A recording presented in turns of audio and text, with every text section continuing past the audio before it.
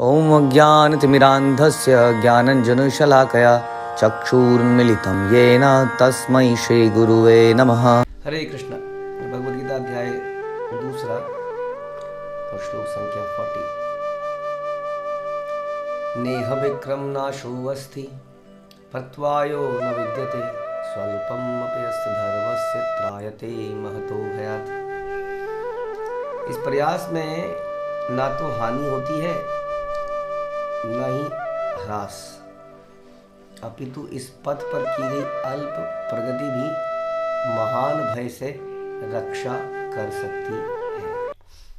तो कौन से प्रयास की बात कर रहे हैं? जिस प्रयास के बारे में भगवान इस पूरी गीता में अर्जुन को उपदेश दे रहे हैं कि आत्मा का क्या नेचर है। दूसरा अध्याय is all about knowing the soul.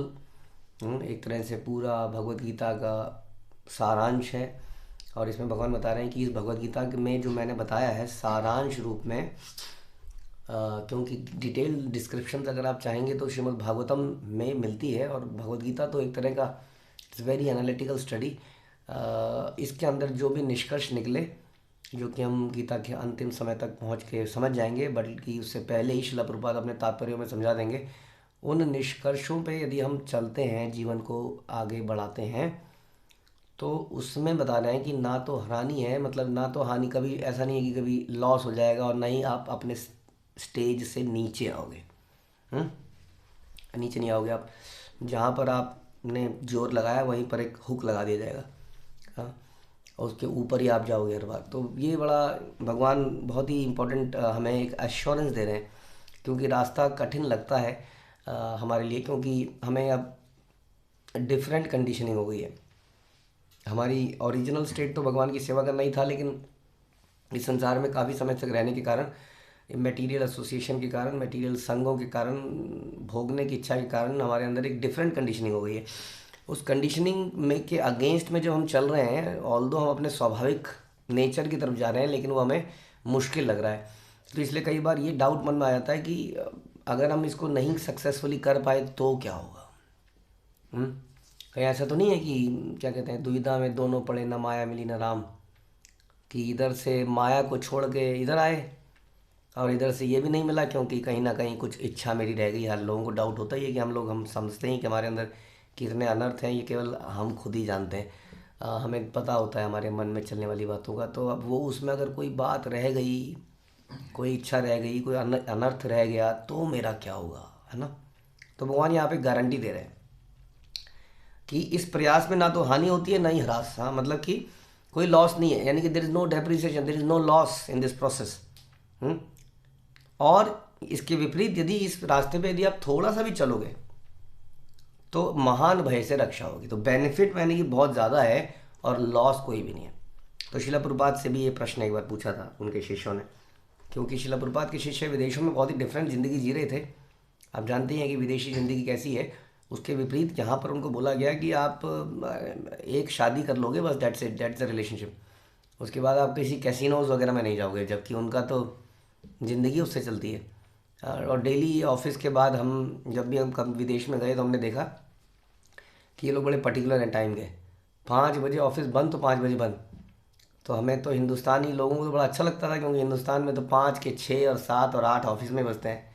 तो हम जब ऑफिस से बाहर निकले तो हम देख के हैरान हो गए कि सारे के सारे ऑफिस वाले लोग बियर शॉप में बियर पीना 5:05 पे चालू हो चुका है। तो बियर पीना, शराब पीना, कसिनो जाना, ये सब नॉर्मल है उनके लिए, लाइफ का पार्ट है। ऐसे लोगों को प्रभुपाद ने बोला कि आप ऐसी ज़िंदगी जियो। आप बताइए। अब वो क्वेश्चन में आ गया कि प्रभुपाद आप हमें बता तो रहे हैं, व्हाट इफ़ अगर हम इस रास्ते पे सक्सेसफुल नहीं हुए तो हमारा क्या होगा। तब प्रभुपाद ने उनको समझाया कि क्या होगा। अल्टीमेटली आप एक साफ, शुद्ध, यानी कि प्योर लाइफ जी रहे हैं। इसके फ़ायदे देखिए, आपकी हेल्थ पहले से कितनी अच्छी हो रही है। देखिए, आप कई दिनों तक नहाते नहीं थे, आपके सर में जुएँ पड़ी होती थी। हाँ, इतने जटाएँ पड़ जाएंगी तो जुएँ तो पड़ेंगी। हाँ, हिपीज़ नशे में धुत रहते थे, इससे आपका लीवर ख़राब होता था, कैंसर होता था, बीमारियाँ होती थी, न जाने कहाँ का। हमारे पास भी इतने यंगस्टर्स आए जिन्हों शराब पीते थे और सिगरेट पीते थे, अभी तक तो उनके फेफड़े फट के ख़त्म हो जाते। हाँ, तो एक तो हमने आपका हेल्थ को बचाया, एंड हेल्थ इज़ वेल्थ। कम से कम हेल्थ बचाई जिससे आप कारण आप खा पा रहे हो। हाँ, बुरी आदतें बचाई। अब आपको आप कई परिवारों को टूटने से बचाया जो मल्टीपल या इलिसिट रिलेशनशिप के कारण वो परिवारों में रिश्ते टूटते हैं, वो ख़त्म होते हैं। उनको बचाया, आपके रिश्तों को बचाया। कितने अनाथ ऐसे बच्चों को बचाया जो कि अबॉर्शन में बहा दिए जा रहे हैं या फेंक दिए जा रहे हैं या वटेवर। तो कितना is this life not good. आपको उसके ऊपर से हमने प्रसाद दिया, कृष्ण भावना में ज़बरदस्त प्रसाद का टेस्ट मिला। उसके बाद में हमने आपको नाचना गाना दिया, जीवन का एक पर्पस दिया जिसमें कि आप दुखी लोगों के पास जा रहे हो और दुखी लोगों को प्रीच करके उनको सुखी बना रहे हो। अब बताइए, एक तो ये लाइफ है, इसमें आपने क्या खोया? सोच के देखेंगे तो कुछ खोया तो नहीं ऐसा, क्योंकि जो आनंद मुझे माना शराब में मिलता था वो आनंद मुझे अब कहीं और मिल रहा है। तो इट्स द सेम थिंग, उसमें थोड़ा सा समय लगता है। और प्रभुपाद ने कहा तो ये तो मैंने तुम्हें डिफरेंट ज़िंदगी दी जिसमें नाचना है, गाना है, घूमना है, खाना है, फिरना है। हाँ, बस जीवन में कुछ नियम है। सवेरे ऐसे उठना है, शाम को इतने बजे सोना है, ऐसे माला जपनी है, कुछ चीज़ें नहीं खानी है। हर व्यक्ति जो कि हेल्थ कॉन्शियस होता है आज की डेट में, उसको पता होता है कि उसको ये चीज़ नहीं खानी है। आजकल तो बहुत ही ज़्यादा ये चीज़ नहीं खाएंगे, इसमें फ़ैट है, इसमें इतना प्रोटीन है, कैलकुलेट करो कितना दे, कैलोरीज कितना हो गया। आदमी वैसे भी देखता ही है क्या खाना है क्या नहीं खाना है कि नहीं, इस तरह से। तो आदमी वैसे ही, और ये हम पुरानी कहावत है कि early to bed early to rise, ये कहावत भी पुरानी है, आप जानते ही हैं। तो फिर ये भी एक रेगुलेटेड लाइफ देना तो बड़ी अच्छी लाइफ दी हमें। अब इसके विपरीत क्वेश्चन ये आता है कि यदि ये सब जो आप कर रहे हो, जो आप ये नहीं करते हो कृष्ण भावनामृत, हाँ, उन्होंने ये पूछा था कि जीवन के अंत में हम अगर ये मालूम पता कि कृष्ण है ही नहीं, जो ये प्रोसेस कर रहे हैं ये सब बेकार है, तो क्या?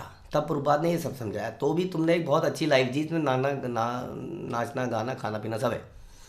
और इसके विपरीत यदि लाइफ के अंत में हमें ये पता चलता है कि कृष्ण है और ये प्रोसेस था, लेकिन मैंने अपना दिमाग लॉजिक लगा लगा के मायावादियों की बात सुन सुन के, इधर उधर की बात सुन सुन के उसको छोड़ दिया, तो कितना बड़ा नुकसान हो जाएगा जीवन का। हाँ, तो इसलिए इसी सेंटेंस को यदि हम समझें कि देयर इज़ नो लॉस, जैसा प्रभुपाद आज समझा रहे हैं, जैसा भगवान बोल रहे हैं अर्जुन को, इस प्रोसेस में लॉस तो है ही नहीं। अर्जुन को भी भगवान बोलते हैं देखिए, यदि आप हारेंगे यानी कि मारे जाएंगे युद्ध में, तो आपको स्वर्ग और उच्च लोगों की प्राप्ति होगी क्योंकि आपने धर्म पालन करते हुए मारे गए। और यदि आप जीत गए तो आपको ये राज्य तो मिलेगा ही मिलेगा। और दोनों ही केसेस में मेरी कृपा तो मिलेगी। इसको कहते हैं हाथ उंगली में और सर कड़ाई में। हाँ, तो यानी कि चारों तरफ से आपका फायदा ही है, इसमें नुकसान है कहाँ अगर आप देखा जाए तो। अर्जुन को भी पहले समझा दिया गया था। उसी तरह से इसके लाइव एग्जाम्पल भी हैं, जो कि जैसा हमने बोला श्रीमद् भागवतम से डिटेल डिस्क्रिप्शन, जो भगवद गीता में भगवान बताते हैं उसका डिटेल डिस्क्रिप्शन पढ़ना है तो श्रीमद् भागवत पढ़िए। तो श्रीमद् भागवत में स्टोरी आती है कि राजा भरत जो है किसी कारण से अपने अंतिम समय पे चूक जाते हैं, जैसा कि अभी हम चूकने की बात कर रहे हैं कि प्रोसेस हम पूरा नहीं कर पाए तो चूक गए। उनका कुछ गड़बड़ हो गई, उनके अंतिम समय में जो उसके नियम पालन कर रहे थे वो नियमों से चूक गए, उनकी आसक्तियाँ कहीं और से हो, किसी और चीज़ से हो गई और वो अगले जन्म में पैदा हुए। अब जब अगले जन्म में पैदा हुए तो क्या पैदा हुए, एक हिरण बन के पैदा हुए। लेकिन हिरण बन के भी उनको ये चेतना याद रही कि हाँ मैंने पिछले जन्म में भक्ति करी थी और मुझसे कुछ गड़बड़ हुई थी। तो वो केवल भक्तों का उच्छिष्ट खाते थे। मंदिर के आसपास उन्होंने अपना घर बना लिया।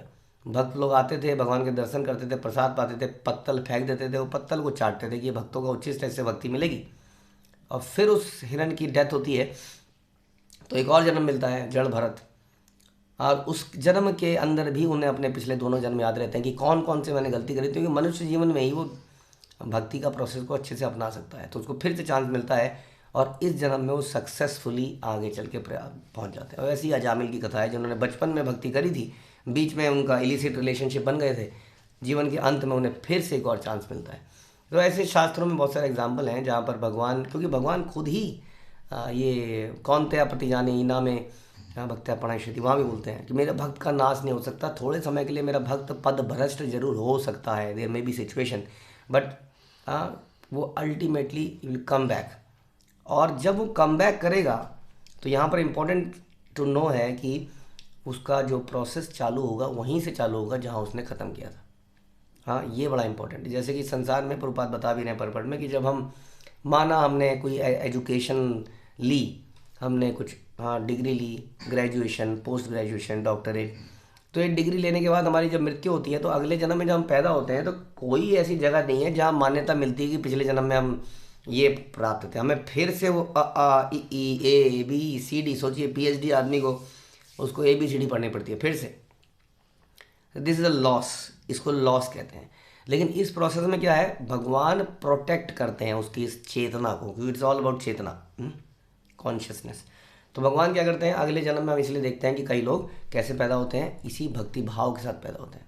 और ये हवा में बातें नहीं करी जा रही हैं, ये बड़ी इंपॉर्टेंट है, क्योंकि ये क्वेश्चन अर्जुन ने डायरेक्टली भी पूछा था भगवद गीता में। जब अर्जुन इसको डायरेक्टली पूछते हैं, 6ठे अध्याय में है ये, तो अर्जुन क्या बोलते हैं कि उस असफल योगी की क्या गति होगी जो इस रास्ते में अटक जाता है, फंस जाता है, फेल हो जाता है। तो क्या उसके लिए सब कुछ चला नहीं जाएगा, माया भी, मतलब संसारी भोग भी चला गया। और तो भगवान क्या बोलते हैं 39 श्लोक में, 40 श्लोक में कि हे प्रजापुत्र, कल्याण कार्यों में निरत योगी का ना तो इस लोक में और ना ही परलोक में विनाश होता है। भलाई करने वाला कभी बुराई से पराजित नहीं होता। असफल योगी, आप सुनिए, असफल योगी पवित्र आत्माओं के लोकों में अनेकानेक वर्षों तक भोग करने के बाद सदाचारी पुरुषों के परिवार में या धनवान कुल में जन्म लेता है। द साइंस ऑफ री इनकारनेशन। कौन व्यक्ति कहाँ पैदा होगा, भगवान ये आंसर दे रहे हैं। ऐसा नहीं है कि कोई व्यक्ति कहीं भी गलती से पैदा होता है, गलती से मैं किसी माता पिता के घर में आ गया, ऐसा नहीं है। भगवान बता रहे हैं कि कौन कहाँ पैदा होगा ये डिसाइड करते हैं भगवान। यहाँ बता रहे हैं जो आप असफल योगी तो था लेकिन उस रास्ते में असफल रह गया, तो वो क्या होगा, सदाचारी पुरुषों के यहाँ पैदा होगा, या धनवान कुलों में पैदा होगा। धनवान कुलों में पैदा क्यों होगा, क्योंकि उसको पैसा कमाने की जरूरत नहीं पड़ेगी। पैसा कमाएगा नहीं तो क्या करेगा, अपना समय भक्ति के कार्यों में लगाएगा। आजकल तो पैसे वाला भी सोचता है मेरा बेटा उस पैसे को जो कि ऑलरेडी अनंत है उसको और बढ़ा दे। तो ये प्रपंच, हमारे पास अगर धन हो तो हमें जीवन को बर्बाद नहीं करना चाहिए यूजलेस कामों में, उसको सेल्फ रियलाइजेशन में लगाना चाहिए। तो इसलिए उसका जन्म ऐसी जगह पर होगा, या आगे बता रहे हैं अगले श्लोक में, अथवा अगर कोई दीर्घ काल तक योग रहा, यानी कि काफ़ी एडवांस्ड आदमी था और जस्ट रह गया किसी कारण से, वह ऐसे योगियों के घर में जन्म लेगा जो अति बुद्धिमान है, यानी कि श्रेष्ठ वैष्णवों के यहाँ प्राप्त पैदा होगा। निश्चय ही इस संसार में ऐसा जन्म दुर्लभ है। तो ये सारी फिलॉसफी गीता में फर्दर क्लैरिफाई इस तरह से हो जाती है कि इस रास्ते में कोई भी नाश नहीं, कोई भी हानि नहीं है, कोई लॉस नहीं है। कृष्णा विल प्रोटेक्ट अस, उन्होंने ऐसा प्रॉमिस कर दिया, कौन्तेय प्रतिजाने ही नाम भक्त्या प्रणश्यति। उसके अलावा ये अर्जुन को 6ठे अध्याय में आंसर भी दे दिया कि मैं उसका जन्म ऐसी जगह पे कराऊंगा जहाँ पर वो अपनी अधूरी भक्ति को कंटिन्यू कर सके। तो ये तो रहा कि इस रास्ते में लॉस नहीं है, लेकिन बता रहे हैं साथ में फ़ायदा क्या है, महान भय से रक्षा होती है। और भय क्या है, सबसे बड़ा संसार में भय है मृत्यु का भय।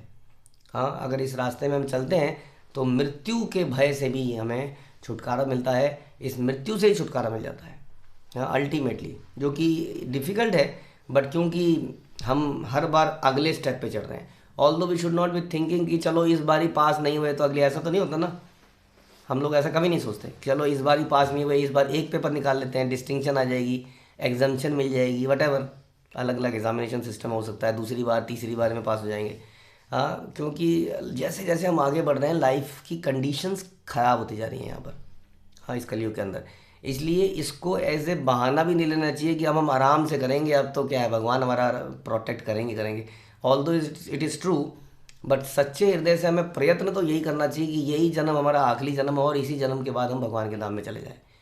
वहाँ पर अगर हम फेल हो गए तो उसकी गारंटी भगवान दे रहे हैं। अगर आपका प्रयास सच्चा है तो भगवान कह रहे हैं मैं हमेशा आपके साथ खड़ा रहूँगा, और मैं इस बात की गारंटी लेता हूँ, हाँ, कि आपकी कोई लॉस आपको ना हो इस रास्ते पर। तो ये तो वही बात हो गई है ना, जैसा हमने बोला कि सारी उंगलियां भी घी में ही हैं, सर भी कढ़ाई में ही है, किसी प्रकार का लॉस नहीं है। जीवन में हेल्थ अच्छी हुई, आनंद आया, अच्छे लोग मिले हमारे संग करने के लिए, कम से कम धोखाधड़ी, फरे, पॉलिटिक्स से बचे, ऐसे लोगों के बीच में रहे, हाँ, अलग अलग जगह देखी, तीर्थ स्थानों में जाना भी एक प्रकार की हर इंसान के अंदर घूमने की इच्छा है। हाँ, जैसे प्रभुपाद कहते हैं कि आत्मा जन्मों से भटक रही है, तो घूमने की उसकी नेचर है आत्मा की, इसलिए उस किसी को बोला जाए ना घूम नहीं सकते आप, घूमोगे कहीं नहीं। हाँ, इसलिए ट्रैवलिंग इंडस्ट्री इज़ बूमिंग, लेकिन वो क्या है कि संतुष्टि नहीं मिल रही है उसमें, लोगों को पैसा बहुत खर्च हो रहा है। और जो स्पिरिचुअल, हाँ, तो स्पिरिचुअल ट्रैवलिंग हमें मिलती है भक्तों के साथ में। तो ये इतना सब कुछ जब हमें मिल रहा हो और साथ में भगवान गारंटी भी ले रहे हों, तो ऐसी कई सारे फाइनेंशियल एडवाइज़र आते हैं, कहते हैं जी आपको ये मिलेगा, आपको ये मिलेगा, एश्योर्ड रिटर्न मिलेंगे, ये मिलेंगे। लेकिन जब डिटेल में जाते हैं तो समझ में आता है सब फ्रॉड है। Nobody is giving assured return, सब इधर उधर से घुमा रहे हैं, हमें बेवकूफ़ बना रहे हैं।